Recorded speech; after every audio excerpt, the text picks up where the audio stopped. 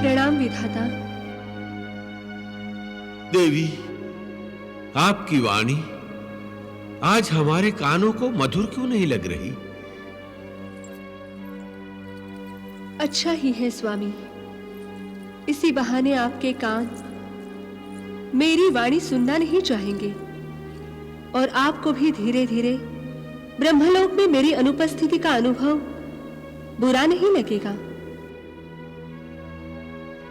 ये आप क्या कह रही हैं देवी?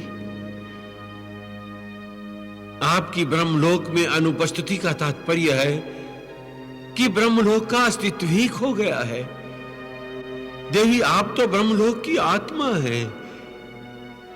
देवी, आपके बिना ब्रह्मलोक का कोई सार ही नहीं। आप ऐसा क्यों कह रही हैं? विधाता, लगता है आप भूल रहे हैं कि मेरी ब्रह्मलोक में रहने की अवधि अब पूर्ण हो रही है। दुर्वासा का श्राप मुझे आपसे दूर जाने को, आपसे अलग रहने को विवश कर रहा है प्रभु। पता नहीं स्वामी, आपको मेरी याद आएगी भी या नहीं, किंतु मैं कहीं भी रहूंगी, किसी भी रूप में रहूंगी, मेरा मन सदा आपके चरणों में ही रहेगा प्रभु। देवी, आज मुझे अपने आप पर क्रोध आ रहा है और दया भी। क्रोध इसलिए कि मैं इतना असमर्थ क्यों हूं। विधाता होते हुए भी मैं अपने लिए कुछ भी नहीं कर सकता। मेरी अपनी इच्छाओं का कोई महत्व ही नहीं है। देवी, मैं तो सृष्टि का निर्माण करता हूं, मुंह मांगे वर देता हूं, किंतु अपने लिए कुछ भी नहीं कर सकता। देवी, मुझे अपने आप पर दया आ रही है। मैं कितना छोटा हूं, कितना तुच्छ हूं, कितना दुर्बल हूं कि दुर्वासा के एक शाप का मुंह तक नहीं मोड़ सकता। स्वामी, आप व्याकुल मत होइए। प्रारब्ध हमसे जो करवाएगा हमें वही करना होगा। और स्वामी, आप तो सर्वज्ञ हैं, सब कुछ जानते हैं। श्राप की अवधि जब तक पूरी नहीं हो जाती, मुझे आपके चरणों से दूर रहना ही होगा प्रभु। अतः आप मुझे गंधर्वलोक जाने की आज्ञा दीजिए प्रभु। देवी, मैं दुखी मन से केवल इतना ही कहूंगा कि गंधर्वलोक में आपका जीवन सदा ही सुखमय रहे और भगवान विष्णु आपकी सदा सहायता करते रहे। प्रणाम विधाता।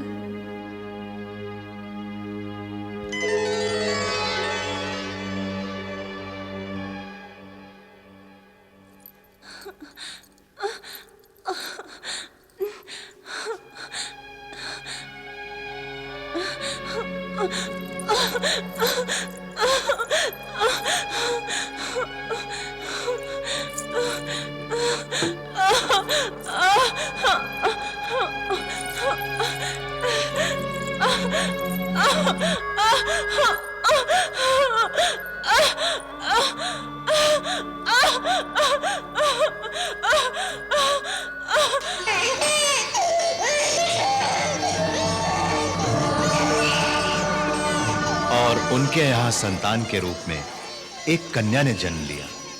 यह कन्या देवी सरस्वती ही थी, जिन्हें दुर्वासा के दिए हुए शाप को पूरा करने के लिए गंधर्वलोक आना पड़ा।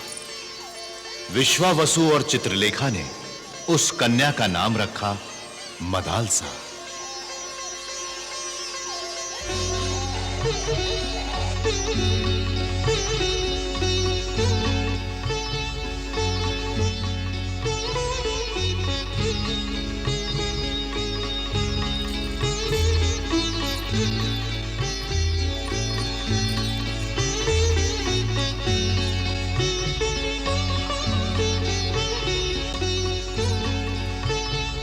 हमें हमारी तपस्या का कितना सुंदर फल मिला है स्वामी।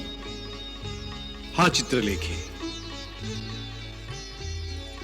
इसके मुख का तेज देखकर लगता है जैसे कोई दैवी वरदान मिला है हमें, और हम अपने इस दैवी वरदान का स्वागत करते हैं। परमेश्वर की कृपा मानकर सच्चे मन से इसका स्वागत करते हैं।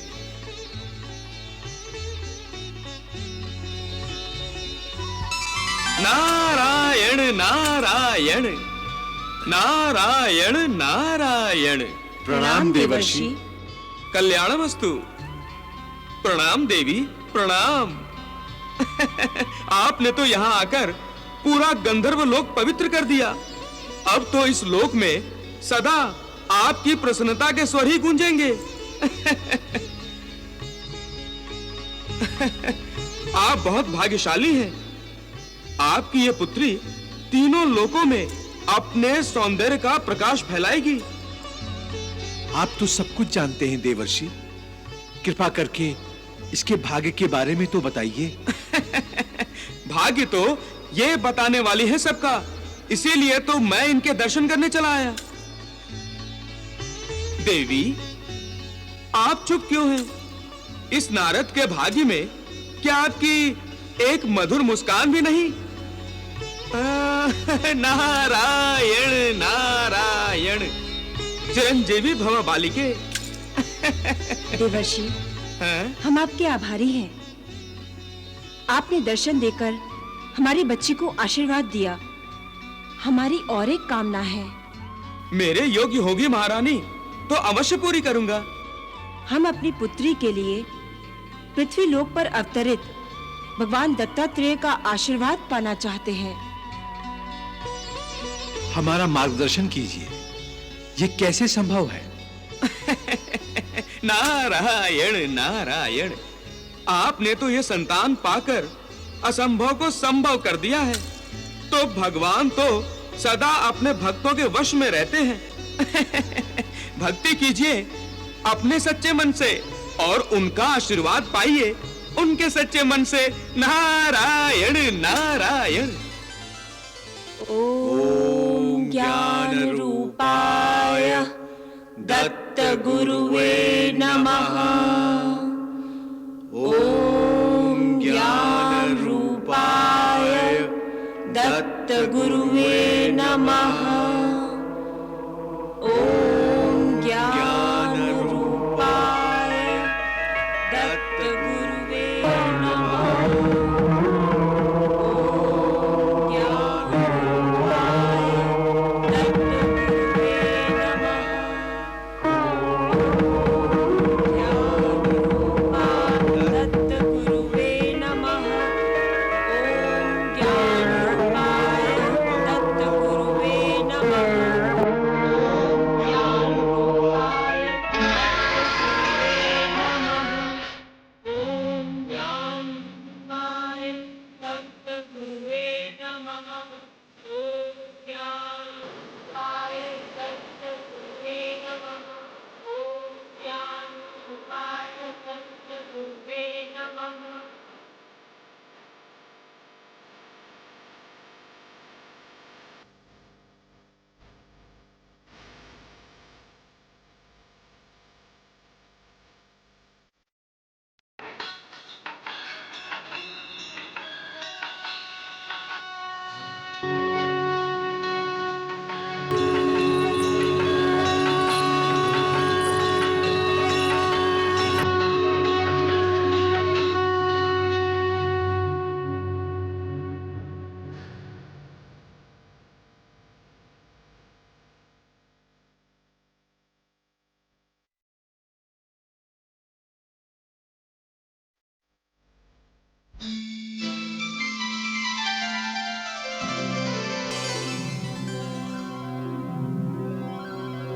तुम्हारी भक्ति ने हमारा मन जीत लिया। जब भी भक्त हमारा स्मरण करता है, हमें उसकी इच्छा पूरी करनी पड़ती है।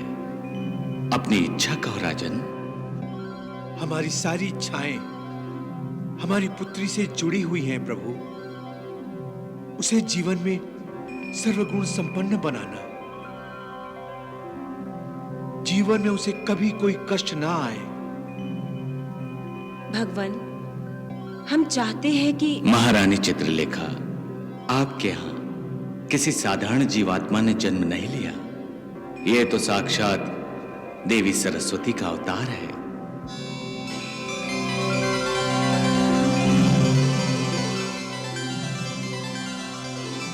देवी सरस्वती का अवतार? हाँ, आपकी पुत्री ब्रह्म ज्ञान की शिक्षा प्राप्त करेगी, विज्ञान, संगीत और स्वरों को नया रूप देकर गंधर्व जाति का मान बढ़ाएगी और इसका पुत्र भी ब्रह्मज्ञानी होगा।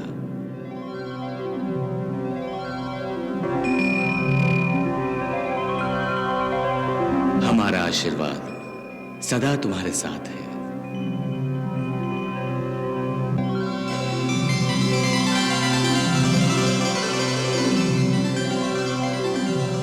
वायु के घोड़ों पर सवार समय को जैसे पंख लग गए थे। इतनी तीव्र गति से भागा कि विश्वावसु और चित्रलेखा के देखते देखते उनकी नन्ही सी पुत्री मदालसा ने यौवनावस्था में प्रवेश कर लिया।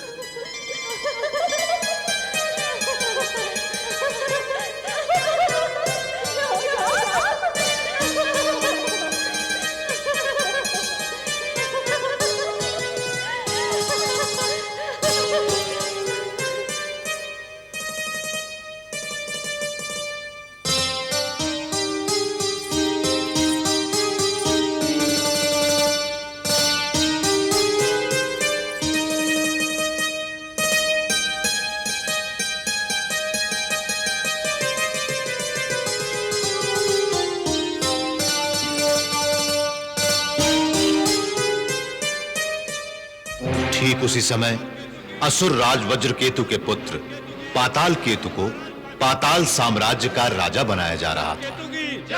महाराज पाताल केतु की, महाराज पाताल केतु की, महाराज पाताल केतु की, महाराज पाताल केतु की, महाराज पाताल केतु की, महाराज पाताल केतु की, महाराज पाताल केतु की, महाराज पाताल केतु की। राज सिंहासन पर बैठते ही पाताल केतु को अपने स्वर्गीय पिता वज्रकेतु की याद आई और उसने राजपुरोहित से पूछा, गुरुदेव, आपसे मुझे एक रहस्य जानना है। कैसा रहस्य राजन? मेरे बार बार पूछने पर भी आज तक मुझे नहीं बताया गया कि मेरे पिताश्री असुरेश्वर वज्रकेतु की मृत्यु कैसे हुई थी। हर बार मुझे बच्चा कहकर माताश्री ने मेरी इस जिज्ञासा को ठपकियां देकर सुला दिया। महारानी ने जो किया वो ठीक किया राजन। माता नहीं चाहती कि उनके पुत्रों को शत्रुओं द्वारा कोई हानि पहुंचे, क्योंकि बाल बुद्धि पर इसका बुरा प्रभाव पड़ता है। कैसा बुरा प्रभाव? अपनों का अंत बच्चों को बहुत विद्रोही बना देता है राजन। मैं अब बच्चा नहीं हूं, वयस्क हूं, राजा हूं इस राज्य का, और मैं ये जानना चाहता हूं कि मेरे पिताश्री की हत्या कैसे हुई थी। उनकी हत्या नहीं हुई थी तो वो युद्ध में लड़ते लड़ते वीर गति को प्राप्त हुए थे। किस युद्ध में? गुरुदेव, किस युद्ध में मेरे पिता मारे गए थे और किसके हाथों? मुझे बताइए गुरुदेव। गांधर्व लोक के गांधर्व राज के साथ लड़ते लड़ते उन्होंने अपने प्राण त्याग दिए। और उनके प्राण लेने वाला था गंधर्व लोक का गंधर्व राज विश्वावसु। सेनापति, आज्ञा सुरेश्वर। सेना तैयार करो, हम गंधर्व लोक पर आक्रमण करेंगे। जो आज्ञा। असुरराज, कोई भी निर्णय लेने से पहले अपने मन को शांत कर लेना चाहिए। क्रोध में किया गया कोई भी कार्य यह कार्य नहीं है गुरुदेव, श्रद्धांजलि है अपने स्वर्गीय पिता की आत्मा की शांति के लिए। मैं उनके हत्यारे गंधर्वराज का वध करने जा रहा हूं। विध्वंस कर दूंगा मैं पूरे का पूरा गंधर्व लोक, समाप्त कर दूंगा मैं उनकी पूरी की पूरी सेना।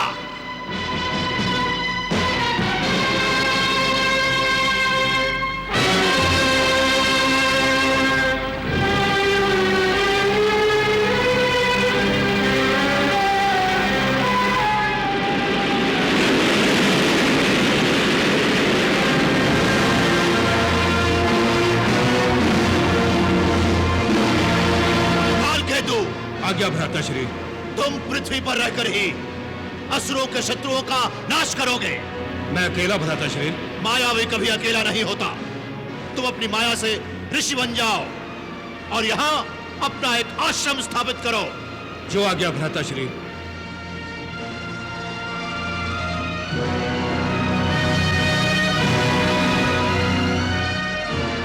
प्रणाम भ्राताश्री। अपनी जाति के हितों की रक्षा करना यही तुम्हारा कर्तव्य है। जो आ गया। मैं अब गंधर्व लोक जा रहा हूं। हाँ।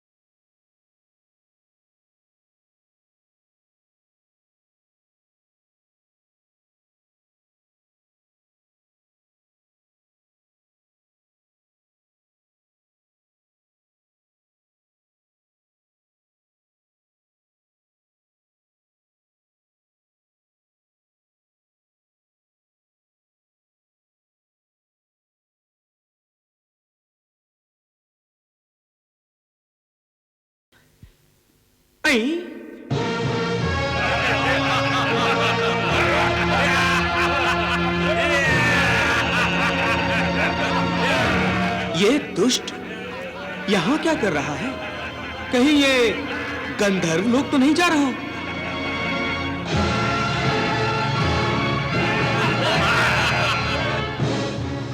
नारायण नारायण, मेरा वाम अंग भी फड़क फड़क कर मुझे चेतावनी दे रहा है। कुछ अनिष्ट अवश्य होने वाला है। ए तंबूरे, कहां घूम रहा है? नारायण नारायण, यही प्रश्न तो मैं तुमसे पूछ रहा हूं दैत्यराज। पातालचारी आज आकाशचारी कैसे बन गया? ऐसे ही तुम्हें मूर्ख नहीं कहते। तुम सचमुच बुद्धिहीन हो,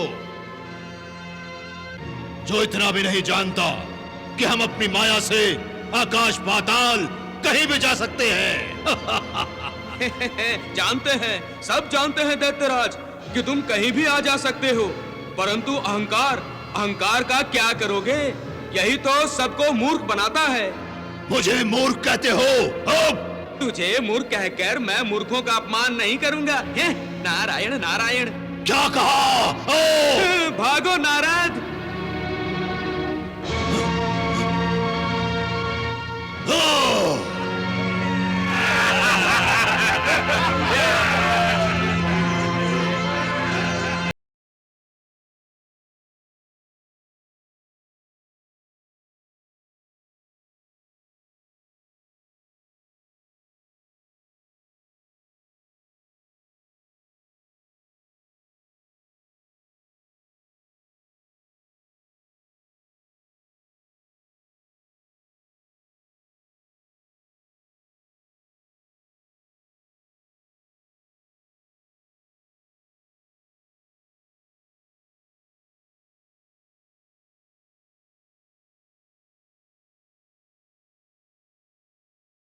ये कौन नृत्य कर रही है? वीरबाहु, ये तो गंधर्व राज की पुत्री मदालसा है। मदालसा? इसे देखते ही मेरे मन में लालसा ने जन्म ले लिया। ये सुंदरी तो पाताल लोक के राजभवन की शोभा होनी चाहिए।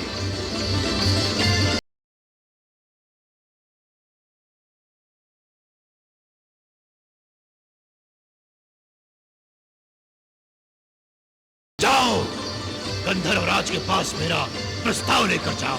जो आगे।